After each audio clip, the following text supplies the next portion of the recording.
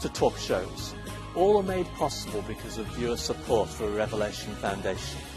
Thank you for making it possible.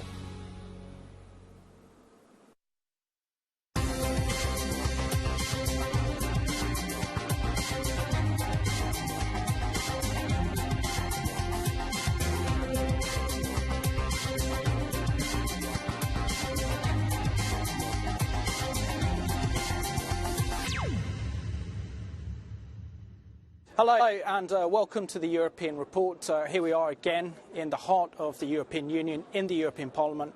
In today's programme we'll be discussing the hideous terrorist attacks that we've seen in Denmark and also the beheading of 21 Egyptian Christians in Libya, and asking how should Europe deal with the threat posed by the Islamic State. And in today's programme I'm joined by Tomas Sandell, who is the founder and director of the European Co-ordination for Israel, my partner in crime on this programme. So it's great to have you back on the programme, Thomas. And also Charlotte Gutman, who is who's a PR specialist, vice president of the Coordinated Committee of Jewish Organisations, and you're also the vice president of ORT in Belgium. And also joined by Alex Benjamin, who is the director of a new organisation here called the European Israel Public Affairs. So welcome to the programme. I'll kick off with you, Thomas. You weren't on the last programme, and there is so much in world events that have occurred over the last couple of months. Can you share with something to our viewers some of the diplomatic and political initiatives that the European Coalition for Israel has been involved in? Well, thank you, Simon. It's always good to be back and good to be among friends. I will mention two events which have taken place, say, within the last 1 month. Obviously, and that's where I met with Charlotte last time, that was in Prague, in the presidential castle, where we were marking the 70th anniversary of the liberation of Auschwitz. As ECI, we went back to Krakow on Tuesday in the evening and had a very memorable concert of commemoration in the Temple Synagogue of Krakow with David Harris, the director of the American Jewish Committee, as one of the speakers, with Tim Uppal, a new minister in the Canadian government, with the head of the Jewish community in Krakow, and a concert with a French ensemble, Color Bach, who played klezmer and Bach in an interesting fusion. But just imagine being in that place, what used to be a lively Jewish community, when at one point a third of the population in Krakow were Jewish, being there just 1 hour away from Auschwitz on the eve of the 70th anniversary of the liberation of Auschwitz. It was very, very special, very moving. Quickly after, we went to the United States, back to the United Nations, in preparation for an event which we will for the first time mark Pesach, the Passover, in the United Nations with a luncheon event. And again, to bring back this message to the nations of the UN to say that, listen, the Jewish people have contributed with so much to not only the creation of the UN, but to mankind. And to sit down and think about the message of Passover, freedom from slavery. And this will be in particularly working together with the African nations of the UN.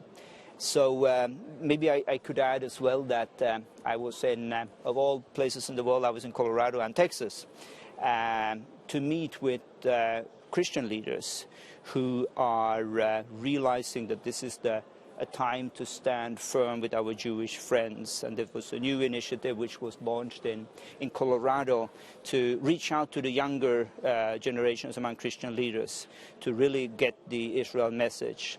So it's been a very active and hectic 4 weeks. Excellent. It's good to know your update, Thomas. Thank you. And Alex, it's great to have you back on the programme. I know that you were on last December's programme, and it almost seems like a different world, sadly, now compared to the last 2 months. But you're also involved in a new organisation. Can you tell us something about this new organisation involved in, which is the European Israel Public Affairs? Thank you very much for having me, Simon. Yeah, absolutely. Basically what we do at Europe Israel Public Affairs is obviously we deal with conflict issues and the relationship between the European institutions and Israel, specifically on the conflict. But more than that, we wanted to broaden our reach. Sadly, in Europe, there's a perception of Israel, particularly amongst the parliamentarians and the Commission, just seeing Israel through the prism of a conflict. And we want to show that Israel is about so much more than that. And how we do that is we talk about high-tech, medicine, pharmacy, all the many, many things which Israel is contributing to the world, which most parliamentarians don't know about. So that's how we try and engage as a broad an audience as possible, dealing with issues which aren't conflict related. Of course we deal with the conflict issues, but in parallel to that, it's vital for us when we're talking about Israel to show parliamentarians and the Commission that Israel is about so much more than just a conflict. Excellent. Well, also I want to thank you so much for helping me put the programme together, helping get guests, and so really appreciate the excellent work that you're doing as well. And it's a pleasure to work with you, Alex, and your organisation. And special thanks to Daphne as well. Really got to thank you, Charlotte, for being on the programme. You're always one of my favourite guests on the programme. You bring the programme alive. So can you give us a bit of a update on some of the activities that you've been involved in here in Brussels, because you're very connected with the Jewish community, the Israeli embassy, and also the Christian community as well? So I want to say thank you for inviting me, and I'm also pleased to be in your program. And what am I involved with lately? Well, I didn't wait for the events that are currently taking place in the world to get closer to the Christians for Israel. And I'm part of a committee called the Alliance, and I'm working as a Jewish participant representing ORT, which is NGO specialized in education and vocational training, and especially emphasizing technologies and scientific issues for the secondary level in high school. It's a worldwide international network of schools, and it's non-sectarian, and I think that this organization has a role to play today in a search for multicultural living together within schools. And I consider in this group, we are, for instance, what are we organizing? We're organizing in the Alliance twice a year a cultural event called Peace for Israel, Festival of Peace for Israel, and we do it once in Antwerp and once in Brussels already a few years ago. And we consider ECI, European Coalition for Israel, as our umbrella association. We take them as an example, and we want to improve our activities on the political level. Excellent, thank you for that. And in the first part of the programme, we're discussing the hideous terrorist attack that we saw in Denmark only a few weeks ago. Thomas, I know that you were at the funeral of Dan Uzan, who was the Jewish security guard. He's also an economist, did it on a voluntary basis, but he actually prevented a massacre from taking place while Bar Mitzvah was happening. Can you share the sense of occasion at the funeral, and really a sense of how the Jewish community in Copenhagen and Denmark are feeling in the light of this terrorist attack? Well, let me say first with a little bit of humor that we were discussing with my wife where we would go on a short holiday with the family, and my wife said, let's not go to Paris, let's not go to London, these are trouble spots. And of course she remembered what happened in Paris, so she said, let's go to Copenhagen. Because, you know, for us, Copenhagen illustrates really a safe haven, you know, Nordic, being away from all the conflicts in the world. And, of course, what happened was completely the opposite. You know, that's where we saw the next terror attack. So again, it illustrates something that, you know, the terror is coming closer to home. And there are no safe havens in the world anymore.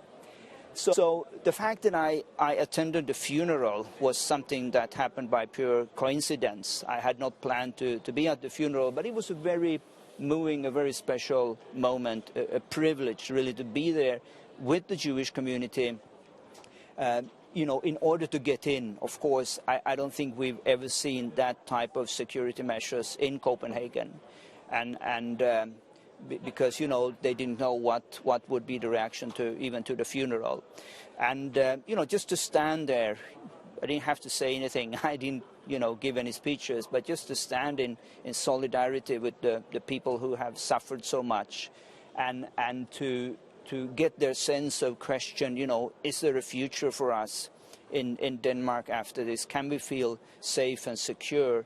That was, for me, very, very special.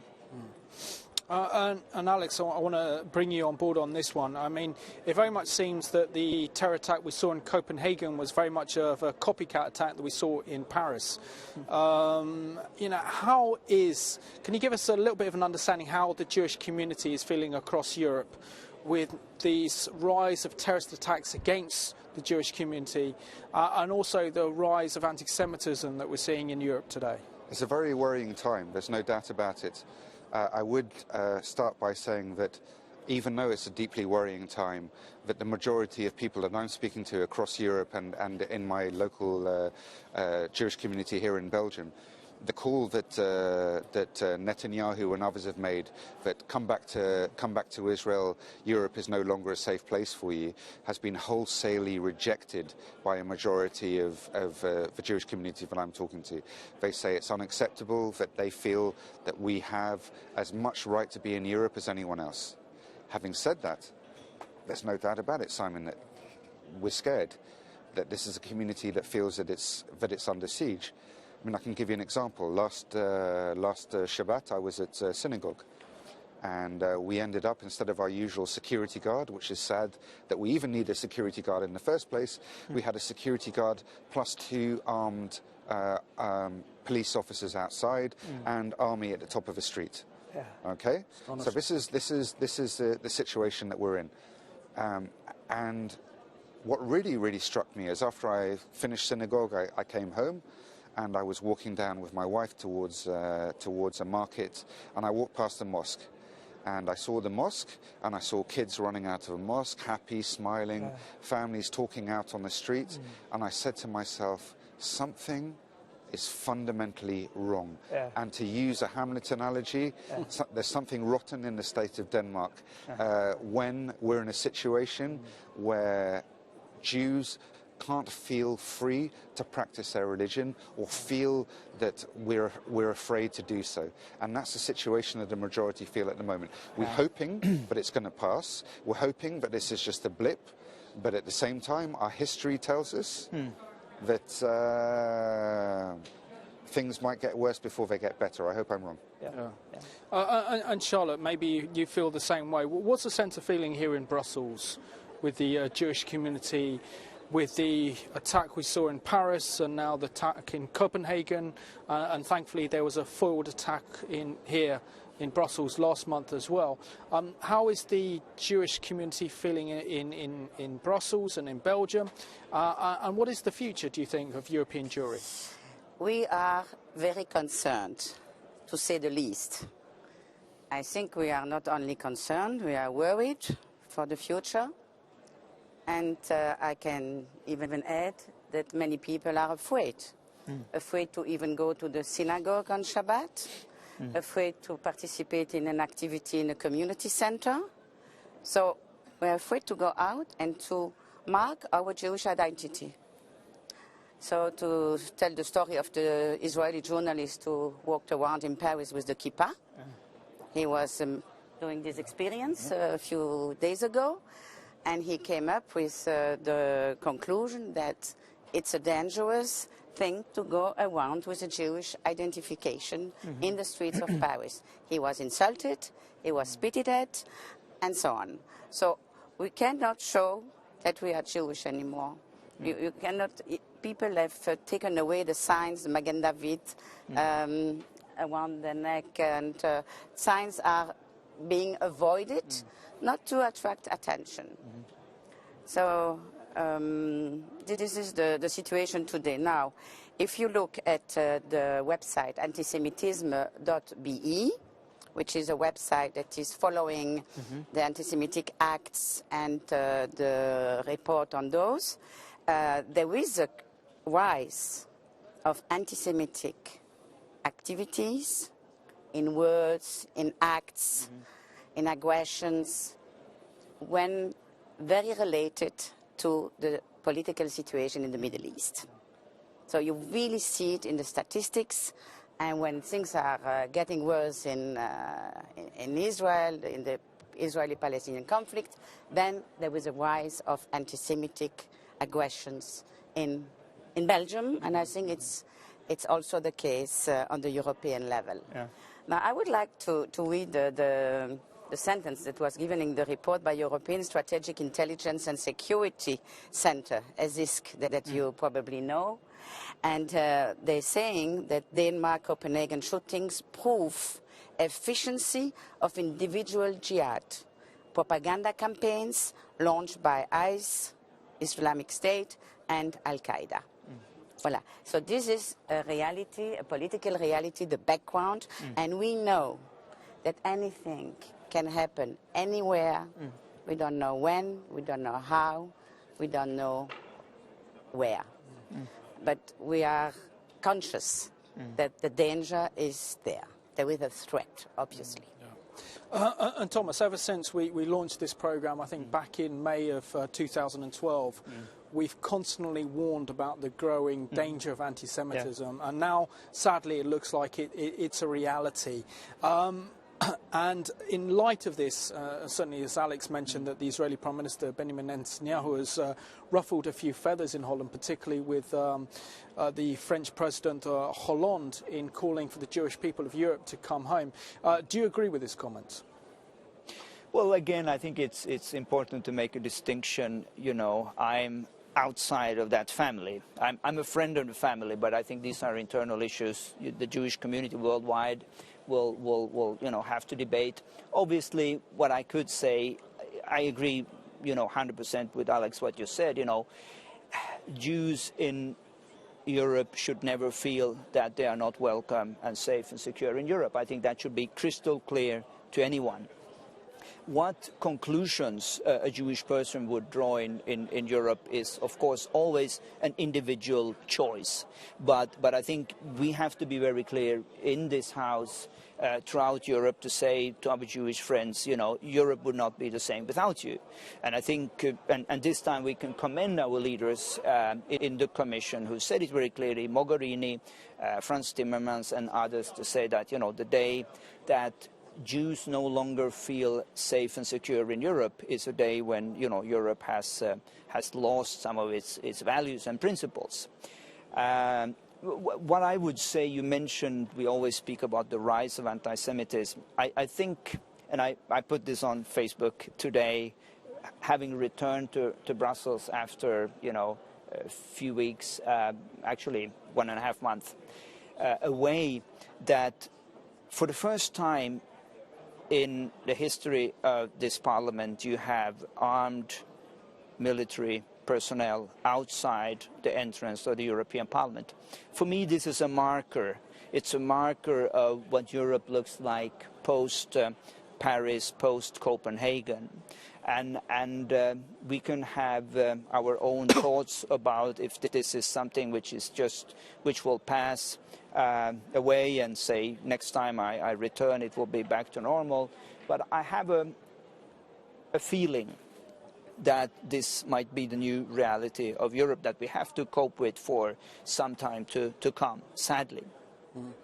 And Alex, in Britain, the all-party parliamentary group published a very comprehensive report on anti-Semitism, looking at anti-Semitic instances from, I think, July of 2014 to November in 2014, which showed a sharp rise of anti-Semitism in Britain and incidences. Also, the Community Service Trust produced their annual report as well, which said that in 2014 in Britain we saw record levels of anti-Semitism. How important is it, do you believe, that EU and European governments get to grips with this new rise of anti-Semitism before it threatens all of our liberty, all of our freedom and all of our democracy here in Europe? It's vital.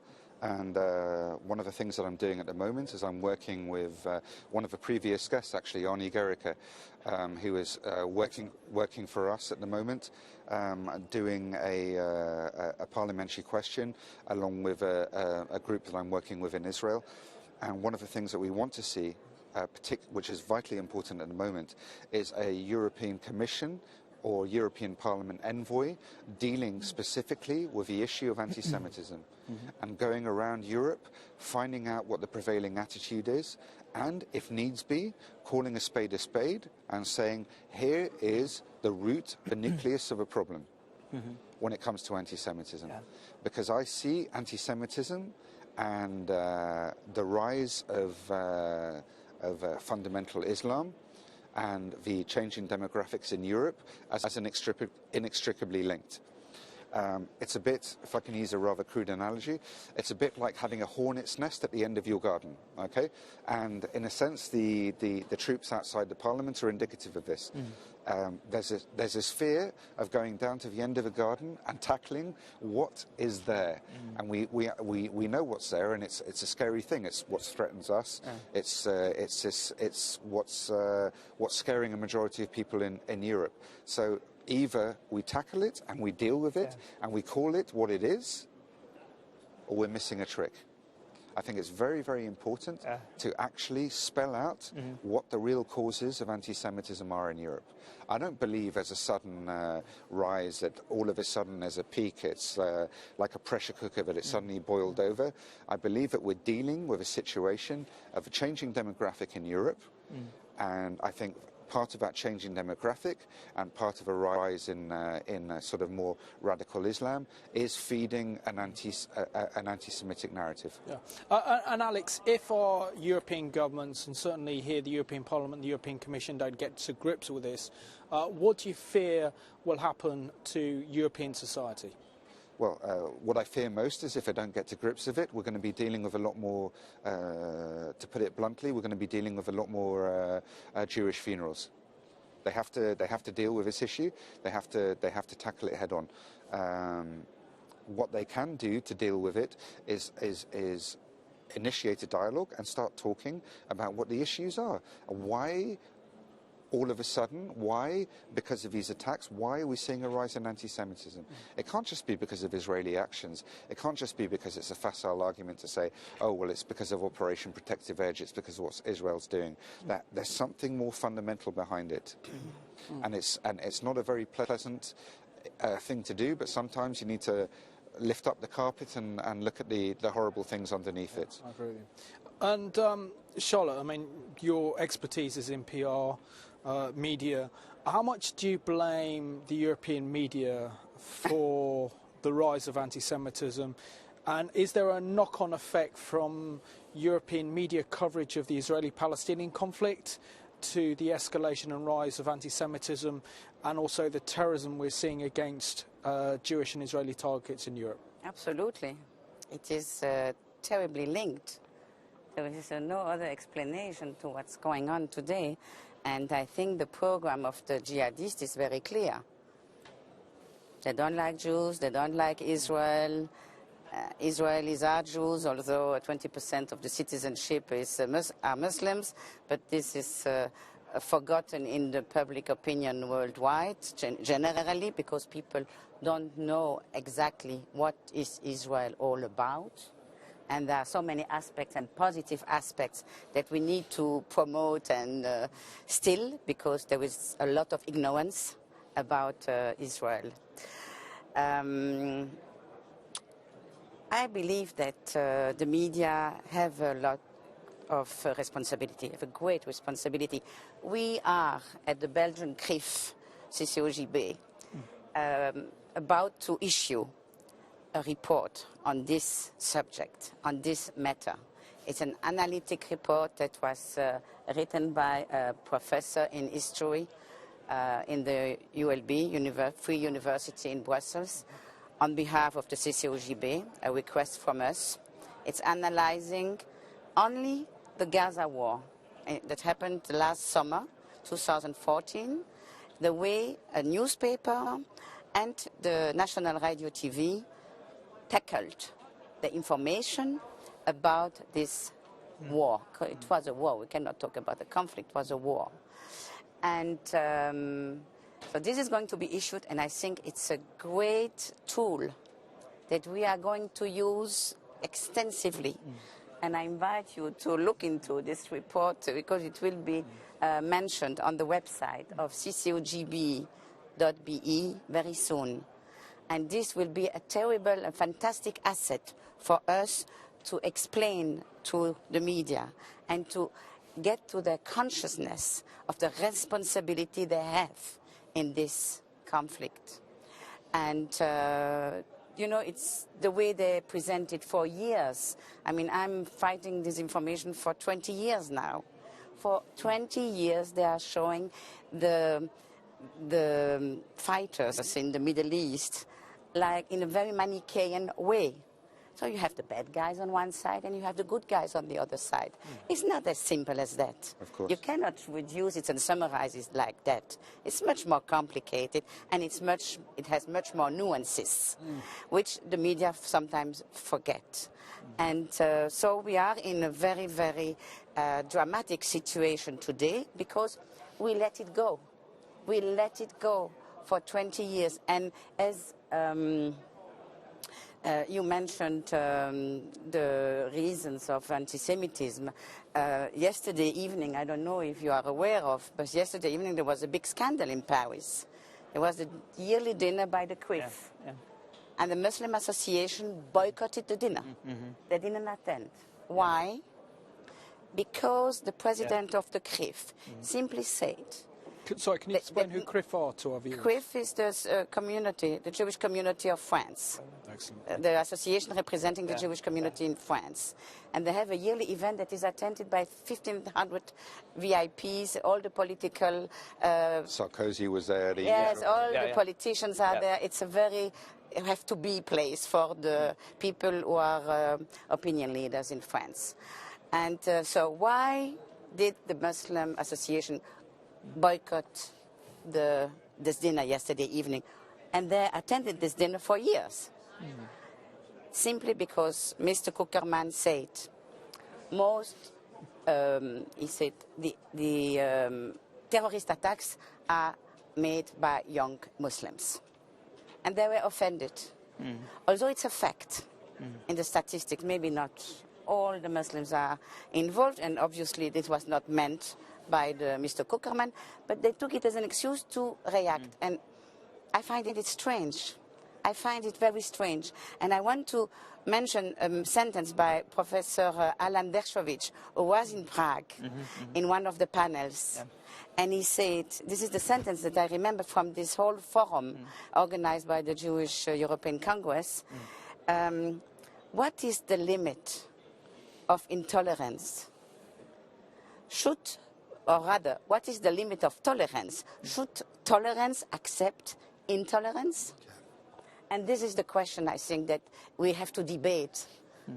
Absolutely, further. it's a very good quote. Thomas.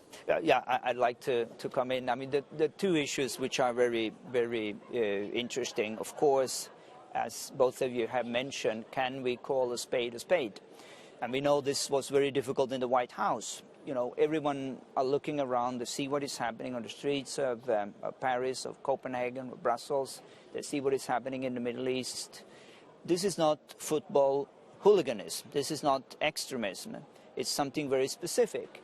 And I think we can never win this battle for the minds of the people unless we call it for what it is.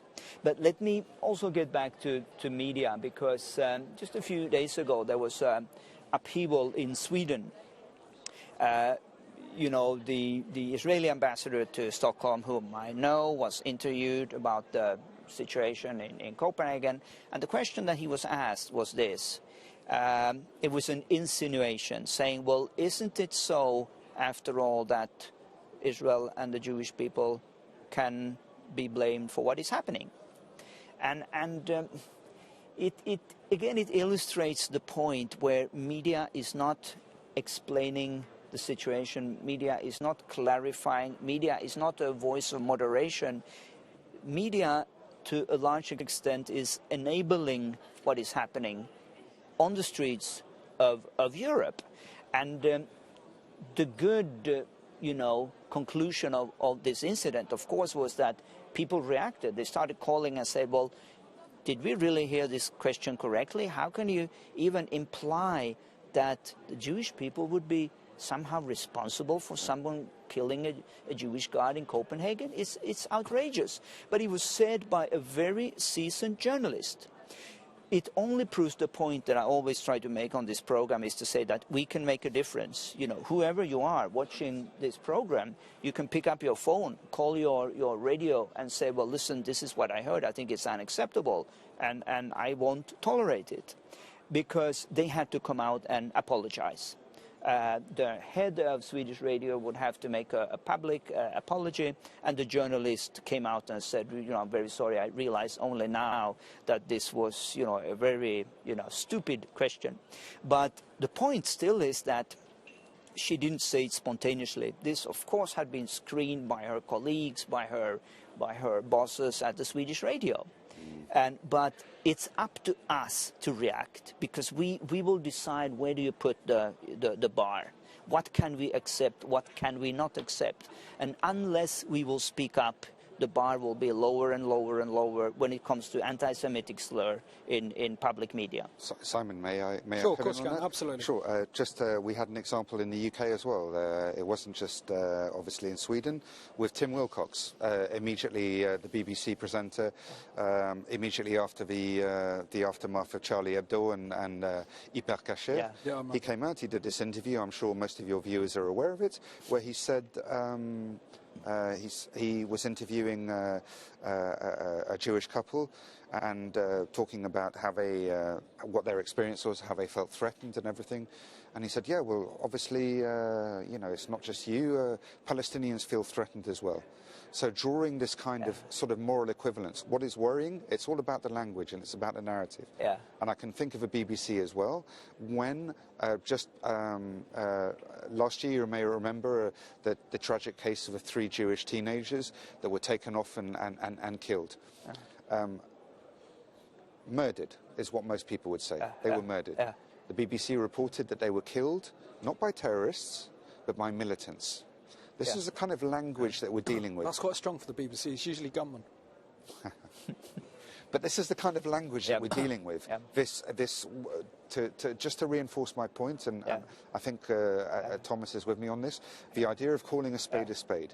Either we call it what it is, or we just roll over and take it. I think this is very, very important to draw a line under the narrative and say, hold on, it's no longer to call terrorism militants. It's no longer acceptable to call murders killings or deaths. We have to call it and say it how it is. Absolutely. And maybe the best way we can describe this, of what you said there, Alex, is really to say that the Jews were responsible for the rise of Nazism across Europe. And we've got to look at the ideology and say, no, the Jews are the victims of this. They're not the cause of this. And one thing that's not being really tackled or dealt with is the threat that if we don't tackle anti-Semitism and we don't tackle it head-on like you suggested earlier, then what this is going to cause is that this is a threat to the whole of European society. We see now that Belgian paratroopers are outside Jewish synagogues in Belgium and community centres. There are armed guards outside this parliament now. Where's it going to stop? Because it's the same disease. These same people that are peddling this evil ideology have one goal and one goal only, and that's to create an Islamic caliphate, an Islamic world government under their control. They will not tolerate anyone else. And we've seen that with ISIS, for example, that they won't tolerate any other Muslim who don't hold the same ideology as them. Absolutely. So really, Europe again is in the threshold of facing an ideology like Nazism that's spreading right across Europe, and there's this indifference and apathy to confront it. Again, if I can just draw the analogy, and I'll be very short. I use the analogy deliberately about the hornet's nest at the end of a garden. And I would say that either you protect your house and you stop the hornets from flying in, like we have outside the Commission, like we have outside the Parliament, or whatever. That is a short-term solution. The hornets are still going to be there. So do you go down to the end of a garden and you try and deal with a nest? Or do you just try and protect yourself in the house and say, well, listen, I'm too scared to go down there. I might get stung. I don't know what's going to happen. But all I can do is stop them from getting in the house. I know it's a very simplistic analysis, but I believe this is the fundamental problem, is that we're in a defensive mode and we're not willing, or there's a fear at European level to actually admit or tackle that what we are actually dealing with. And that's the scariest part of it all, that there's a fundamental fear or a recalcitrance to actually deal with what we're talking about. No, I agree. And I just want to bring you on this one, on Charlotte. Now, you're a daughter of a Holocaust survivor. Your father was a Holocaust survivor. Does the times in which we're living now feel something like the stories that your father told of what happened in Germany in the 1930s and 40s? I can only tell you that when the second Intifada started, and there was a dramatic anti-Israeli atmosphere around the world that started like nothing after the Mohammed al-Dura story, which became the symbol, of the second Intifada. He told me the atmosphere is the same like in Berlin in the 30s. And he came up with his feelings. He was living in Berlin since he was born. And the family had been in Berlin, fought in the First World War in the German army and so on. So there were Germans before being Jewish. There were Jews, German Jews. That's it. And so it was very impressive to hear it from him. But I could not contradict him because these were his feelings. That's how he felt it. He went through it in Berlin, and he felt it when he was here living in Belgium and very close to Israel also. So yes, it is an issue. But what I believe strongly, being, as you said, a PR person and with a journalistic background, I have analyzed the ethics of the press and the journalism on this particular region in the world. And I can come up with a summarized sentence, not to make it too long. There are two communication tools that are dramatically used by the anti-Israeli propaganda since about 40 years, a bit more than 40 years, that are the same tools that were used by the Nazis in their anti-Semitic propaganda campaign. First, the lies, and Goebbels said, the bigger the lie, the better it will be accepted, and the more you repeat a lie, in the end people will start to believe in it. And the second is the turn speech. What is the turn speech? Is you are going, and it's when you hear the politicians, the enemies of Israel speaking, you can identify a turn speech. They are going to blame Israel for whatever they are doing in fact. And this is a tricky, vicious way of communicating. But that's it. To summarize it, we are in a situation, in a massive situation, just because of the lies on Israel, on Israelis, on Jews, and the turn speech. And we are not responsible for the problems in the world. Who are we? We are almost nobody. We are almost non-existent. And a professor in the Ben Gurion University made a research a few years ago. How many would we be, Jewish people, if there wouldn't have been all this genocide in our history? Well, we would have been today around 250 million people. And we are not even 10% of it.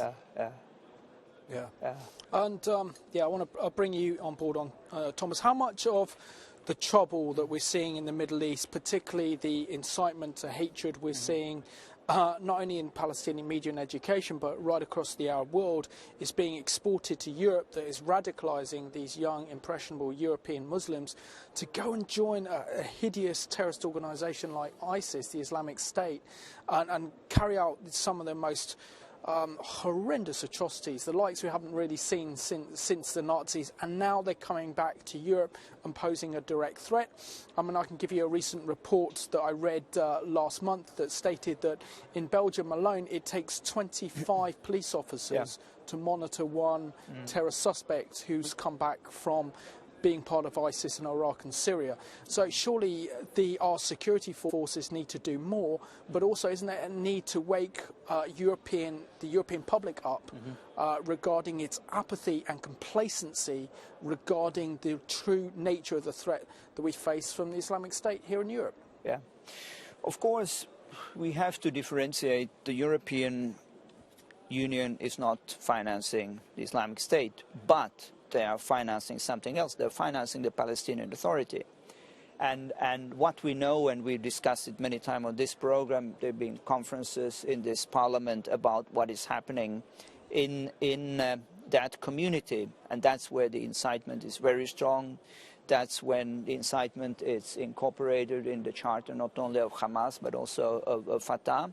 And obviously, if there's anything we can do, because we can't do everything. We can't stamp out hatred everywhere in the world. But what we can do, and what we have a responsibility to do, is to make sure that we are not funding hatred. And I think, again, Alex, you have done a great job in raising awareness in the Parliament about this issue. We did it a number of years ago, but still it hasn't stopped. And it brings me back to another question. It's a discussion I had in Prague on this very special event. And I'm not going to name any names, but this was a prominent EU leader. We met up, we had a meeting, and so I presented myself. And he said, and what has Israel to do with any of this? Meaning what happened 70 years ago in Europe. And I think it illustrates a little bit of the problem in Europe today. When it comes to anti-Semitism within Europe, yes, I believe we have the establishment with us. You know, they would stand up any day and say, you know, the Jews are no longer safe in Europe, this is no longer Europe. But what they are not willing to make the link is to what is happening in Israel, in the Middle East. So on the one hand, they're clear on the situation on the ground in Europe, but at the same time they are feeding, maybe subconsciously, suspicious hatred, incitement towards Israel. And I think if there's anything that the European Union should do at this time, is to strengthen Israel. The only thing which makes sense in the Middle East today is Israel. Absolutely. It's the only democratic state. And what the EU should do is to strengthen, to support, to back this state, and not to try to weaken it, trying to jeopardize it, and trying, you know, this nonsense again to say, you know, there should be a Palestinian state next month. It's not going to work. It's just going to be like Libya. Just, you know, look out and see what is happening. Absolutely.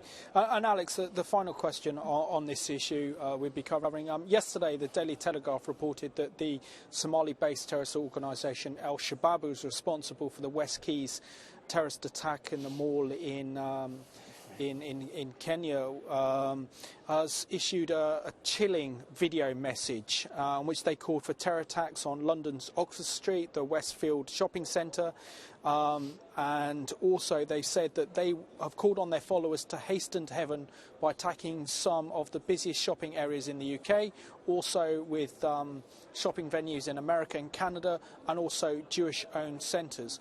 What is it going to take for Europeans, I mean European population as large, to wake up to this threat?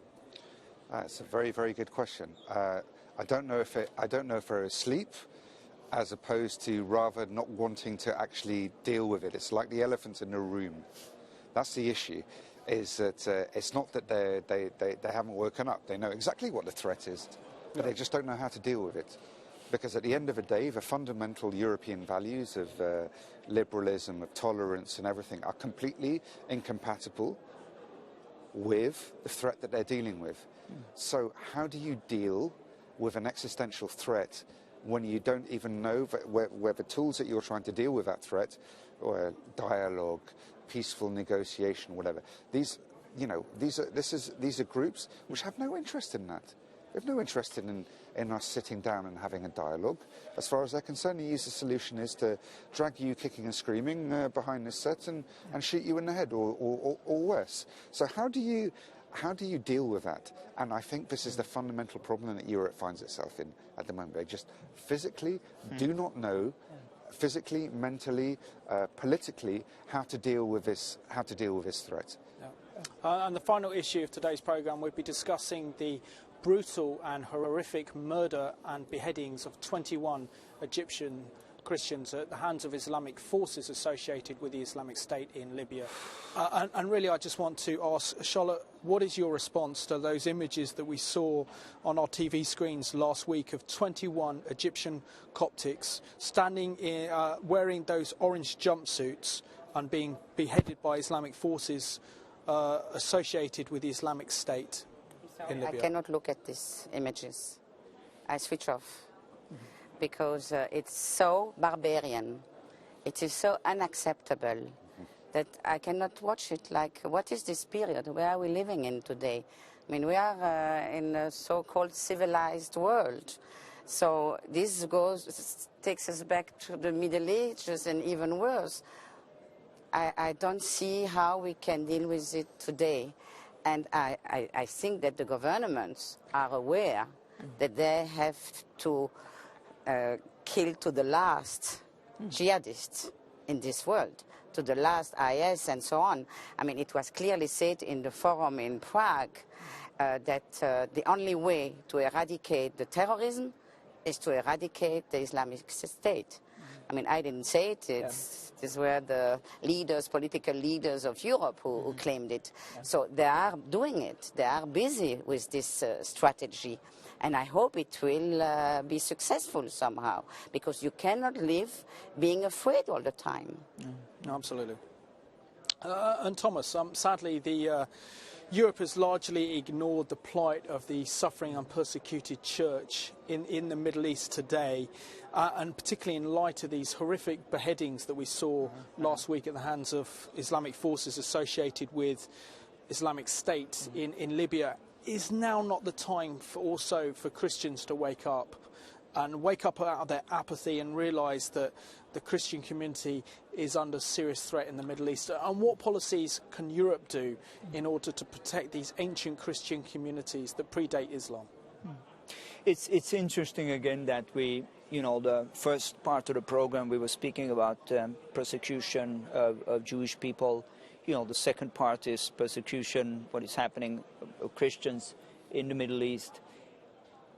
What I would like to say is that, and I may have said this before on the program, the only public voice for Christians in the Middle East, the only person who spoke up at the United Nations was a Jew.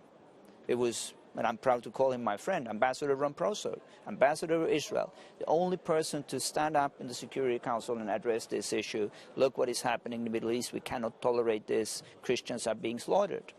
And I think it symbolizes something. It symbolizes that we belong together. It's not by chance, by accident that we are here as Christians and Jews, that we share this culture of dialogue, of respect, of appreciation.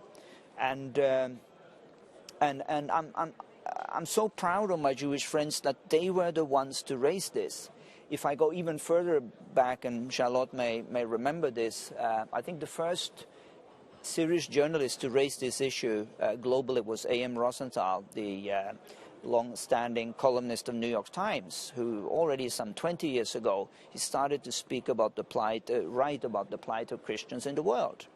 And again, what a wonderful tradition that the Jewish people would be the ones to raise. I mean, you have enough on your plate, let's put it this way, but still to have the energy to engage yourself in the plight of Christians. Not only that, and I can't mention the details, but I know of initiatives to actually bring out the Christians from the region into Europe. And so these are Christians, but the ones who are willing to finance it are from the Jewish community. That's incredible, isn't it? I want to, if I may, add a demonstration we organized here in front of the European Parliament. Yeah. Bring back our boys and girls. Yeah. This was also a common work that we did between Jewish and Christians. Yes. Excellent. And Alex, sadly we've seen the ethnic cleansing of the Jews from the Arab world and from the Middle East back in the 1950s with the establishment of the State of Israel. And now we're seeing the ethnic cleansing of the Christians. And the only safe place for Christianity and other religious minorities in the Middle East is Israel. Can you tell us why? Pluralism. Very simple answer is that Israel is a pluralist society, that we're not dogmatic, that as Jews we value diversity. I mean, you know, there's the old joke about you know, the Jew that's stuck on a desert island, and they rescue him, and he's got they find he's built 2 synagogues, and they say to him, why have you built 2 synagogues? He said, well, one's the one I go to, and the other one I would never step into. Okay. It's in our nature. It's in our nature to have a diversity of opinion, to argue with each other, to dialogue, to talk, to discuss, and we respect that. And one of the most beautiful things about Israeli society and the state of Israel is, okay, it might be a Jewish state, but we have Israeli Arabs, we have Christians, we have Armenians, we have Orthodox, we have all kinds of people living in Israel, and it's this pluralism, it's this need to be around different views, even if it's just to reinforce our own opinions, to say, listen, we respect your views, but that makes us even more sure of our own. That's fine, but when we're dealing with outside of Israel, there isn't this tolerance, there isn't this pluralism. It's a dogmatism. It's, in fact, we were talking about the Second World War. It's fascism. It's my way, or if you don't agree with my way, then you're put to the sword. And it really is that simple. We're down to the last 4 minutes of the programme, so I think we have to sum up, really. And I'll start off with you, Charlotte. How can the Christian community respond and stand with the Jewish community? What we've really discussed as a very dangerous and critical time in European history right now. I think that in a way I covered it while talking about the Alliance, which is this committee, Jewish Christian committee, I'm very happy to be part of. And we are trying more and more, you know, to be active on the political level because we were a bit shy. ECI is more present and more active, and we would like to adapt our activities to your speed and dynamism. Thank you. Excellent. And I just want to say this personally to both you, Alex, and also to you, Charlotte, that you know, times are getting tough. We see that the Jewish community is under siege. You know, this is time that we, and I'm also sure that Thomas would conclude as well, that, you know, we're standing with you. You're not alone. This is why we do this programme, to give Israel and the Jewish people a voice, to explain the issues that the rest of the mainstream media are failing to tackle because they don't want to tackle it. So we want to tackle this head on, so that the world can say that they weren't ignorant. They were ignorant in the 1930s, but we can't say that today. Well, Absolutely. Thank you very much. It's much appreciated. Yes, and I must say, in every single meeting we have with the Christians, with the Alliance Committee, I'm so moved by the kindness of people, by the openness of the people, by the will to cooperate, to do something. It's, for me, very, very moving. Absolutely. That's a pleasure. An agreement. And Thomas, do you want to add something to this? Well, last point, as you said, I think this is very important, that we actually can make a difference. We should never lose sight of this simple fact. This is what brings me to the office for the last 12 years.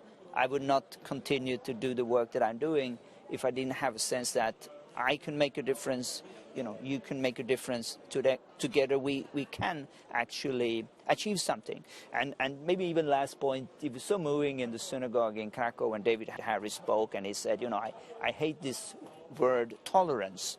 You know, of course, I just don't want to be tolerated as a Jew. You know, one day I want to be accepted, but perhaps even better than that, I want to be loved. And afterwards I thought, why didn't I say in the synagogue, you know, David, listen, I love you, brother. So I can say it here now, Alex, and you know, Charlotte, you know, we love you as brothers and as Christians. So now it's said, on the record. Toda rabba. Thank you very much. Thank you.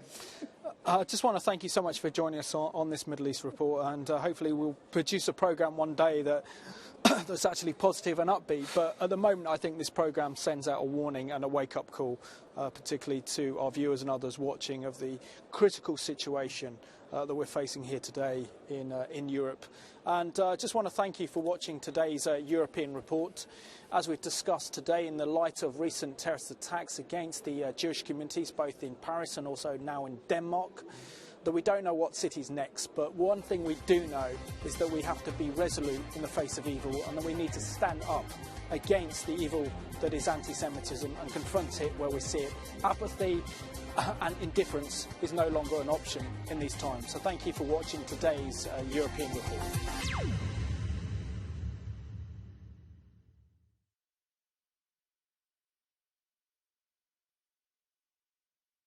The programme you've been watching was made possible because of viewer support for the Revelation Foundation.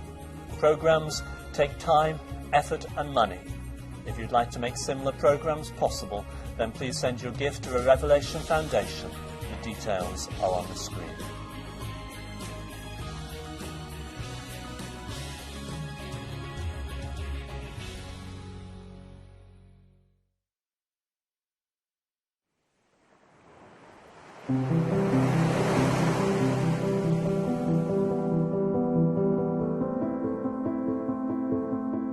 Mercy Ships is a unique organisation because it is bringing services to countries that would otherwise never be able to access those services. It gives us the flexibility to bring first world healthcare to the developing world. The diseases, the medical conditions we encounter are the diseases of poverty, abject poverty. Much of what we address would not be there if it weren't for the level of poverty in these nations. The millions of people who either physically or financially do not have access to health care are staggering. People say to me, well, there's all these millions.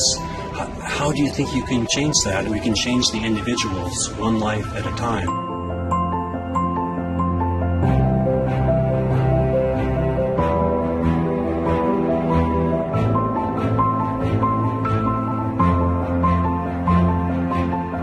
Just see people that need help, you realise that they have no way of getting help, and I want them to know that they're loved. Love is a language that doesn't need words all the time. You can show compassion and care for them.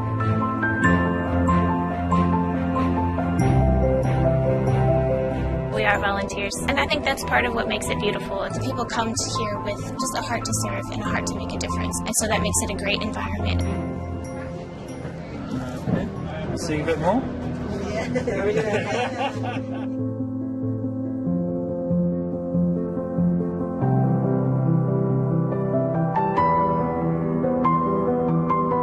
After the rejection and the ridicule and hard lives that they've had up until this point, then to have a ward full of nurses and the other ship staff, people just pour out so much love on them. Love does make a difference. Every single patient that comes in here does come away with not only physical healing but also emotional and spiritual healing as well. What happens in their hearts is really what changes them, and that's what I think empowers them to go home and be people and to get jobs and to go to school and to believe in themselves. This is really the setting that Mercy Ships fits into. Bringing this hospital ship in, it's a state-of-the-art platform. Surgeons, nurses, professionals from all over the world, offering this free of charge at the highest standards is unique. We're working hard here to leave a legacy of improved healthcare. We can stand in the gap while we encourage the development of the healthcare systems in the nations in which we serve. The message gets very much the concept of training. We're always trying to do ourselves out of a job. That's perfect, really, because they've got the skills and they kind of get the program. That's kind of the aim, really. We want the day to come when all the nations on earth are able to care for their people, and we have a long ways to go, especially as we're serving in some of the poorest nations in the world.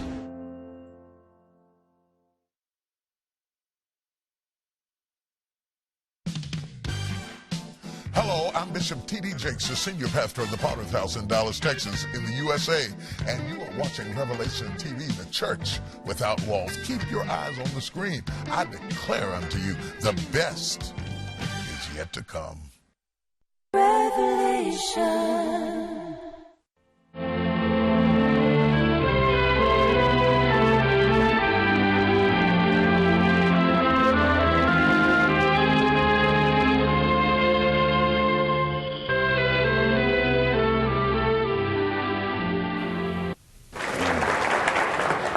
First of all, Ruth and I are going to make a proclamation which is taken from 1 Peter chapter 5, beginning at verse 6, I think.